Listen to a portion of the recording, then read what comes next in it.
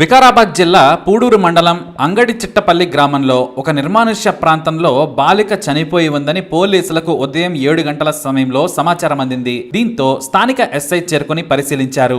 బాలిక మృతదేహం ఉన్న సీన్ చూడగానే వారికి మొత్తం అర్థమైపోయింది. ఎవరో తెలిసిన వారే బాలికపై అత్యాచారం చేసి చంపారని భావించారు. వెంటనే జిల్లా ఎస్పీ కోటిరెడ్డికి సమాచారం ఇవ్వడంతో ప్రత్యేక టీం కేసును విచారించింది. చనిపోయిన బాలిక స్థానిక పాఠశాలలో 10వ తరగతి చదువుతుంది. దీంతో ఆమెకు సాన్నిహిత్యంగా ఎవరున్నారనే విషయంపై పోలీసులు విచారించారు. తల్లిదండ్రుల అనుమానంతో పాటు ఫోన్ ను పరిశీలించగా 6గురి అనుమానితుల పేర్లు బయటకొచ్చాయి. వారందరినీ విచారించగా అసలు హంతకుడు బయటపడ్డాడు. అతని పేరు మహేందర్. పోలీసులు చెప్పిన వివరాల ప్రకారం ప్రియుడే హంతకుడు అని తెలిసి షాక్ అయ్యారు. హతురాలు 10వ తరగతి విద్యార్థినిని ఈ మహేందర్ మాయమాటలతో ప్రేమలోకి దించాడు. వీరిద్దరూ ఏడాది కాలంగా ప్రేమించుకుంటూ ఉన్నారు. వారిద్దరూ రహస్యంగా కూడా కలిసి తిరిగేవారు. ఫోన్ లో చాటింగ్ నుంచి టాకింగ్ వరకు అన్ని జరుగుతున్నాయి. ఇద్దరు డీప్ గా ప్రేమలో మునిగారు. అయితే ఈ మహేందర్ తో సన్నిహితంగా ఉంటున్న సమయంలో మృతురాలి సోదరి గమనించి వారి తల్లిదండ్రులకు చెప్పింది. దీంతో 10th క్లాస్ ఎగ్జామ్స్ దగ్గరకు వస్తున్నాయి, పిచ్చి పనులు మాని బుద్ధిగా చదువుకోవాలని హెచ్చరించారు. 15 ఏళ్ల వయసులో ఇవేం పనులని పేరెంట్స్ తమ కూతురును గట్టిగానే బెదిరించారు. అదే విషయాన్ని ప్రియుడికి కూడా చెప్పింది.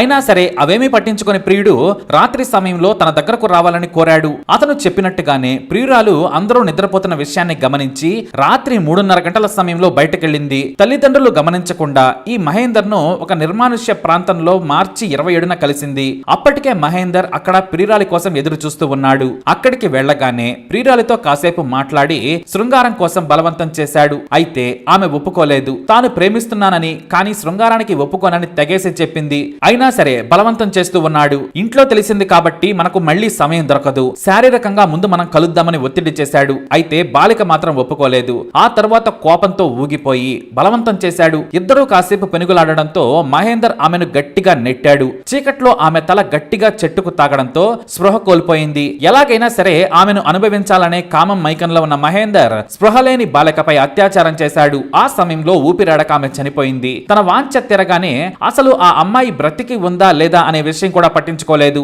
ఆ తర్వాత తాపీగా తన ఇంటికి వెళ్లి పడుకున్నాడు. ఆ మరునాడు ఉదయమే బాలిక శవాన్ని చూసిన గ్రామస్తులు పోలీసులకు సమాచారం ఇచ్చేశారు. పోలీసులు విచారణ చేయగా మొదట ఎందుకో గాని తల్లిని అనుమానించారు. ఆ తర్వాత ప్రియుడే హంతకుడని తేల్చారు. చిన్న వయసులో తల్లిదండ్రుల మాట వినకుండా ప్రియుడి మాటలకు తలొగ్గి ప్రాణాలు కోల్పోయింది బాలిక.